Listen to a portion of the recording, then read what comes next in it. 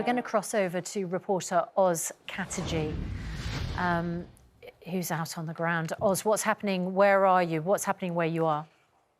So I'm on the outskirts of Kyiv right now, and I'm heading to see some of the evacuations that are supposed to be taking place. The Russian military have announced a ceasefire.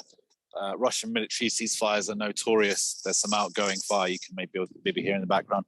Russian military ceasefires are notorious for violating them and targeting civilians. As we saw yesterday, they killed a family of civilians in front of journalists. So yeah, we're heading now to cover that and the ongoing situation in the towns just outside of Kyiv. But this evacuation, according to the Russian statement, is only for people who want to go to Russia or who want to go to Belarus. How many Ukrainians are going to want to do that? Very few. I mean, yeah, this is a country that's been invaded by Russia, and the people here don't see the invaders as saviors. They see them as fascist murderers, and that's pretty ubiquitous across the board. And presumably, then, Russia knows that they're not going to have an influx of people coming out of Ukraine into Russia or Belarus.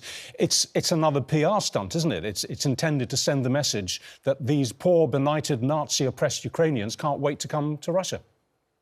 Yeah, and the message is intended for their domestic audience and for the international media.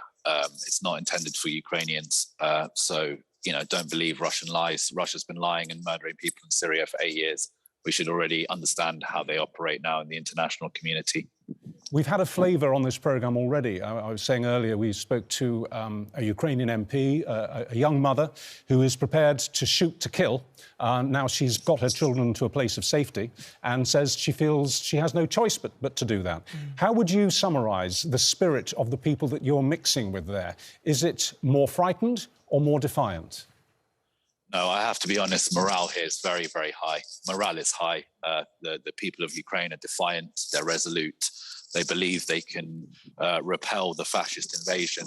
What they really request is military aid from the international community. They want help to defend their skies and defend their homes. Well, they're getting that help, aren't they? And more is on the way. Are they talking much about this potential offer from America and Poland to send them fighter jets built in Russia, which Ukrainian pilots would be able to fly?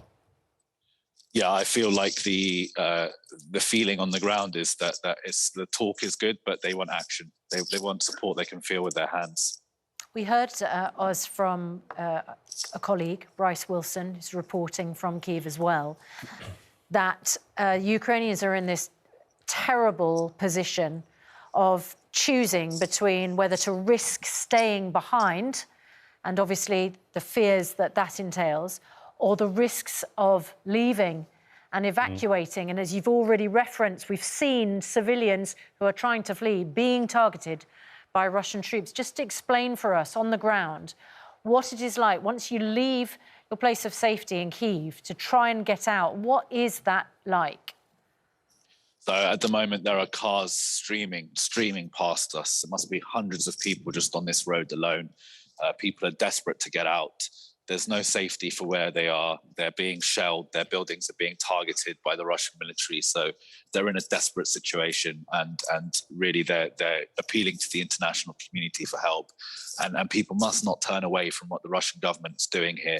They're murdering civilians. That's what's happening here on the ground now. People there must be, I guess, in a state of shock because, you know, 2.5 weeks ago, we're in the 12th day of this war, 2.5 weeks ago, in Kyiv, people were going to work, they were taking their children to nursery, they were going to yoga classes and keep fit. They were confident that this wasn't going to happen. They thought that this was just a massive bluff on the borders of Ukraine, and now we are where we are. Are they in shock? As I said before, the people of Ukraine are, I mean, the ones that I speak to, the ones that I see around me are hunkering down, reinforcing barricades and getting ready to defend their homes. There isn't time for shock. There isn't time for fear. Is that the only thought they have now is victory, and that's all that matters to them right now. They must defend their homes, defend their streets, and repel the fascist invasion. And Oz, the noises we can hear in the background? Yeah, that's outgoing artillery fire. That's Ukrainian fire. That's Ukrainian fire, is it? I mean, maybe. I think so. It's hard to tell. Earlier on, it was outgoing, but we're in a different location to where we were now. So that sounded like a new barrage. So Get to I'm safety, not Oz. entirely sure. Oz, get to Thanks safety. so much, guys. Yeah, Oz, thank you so you. much for your time.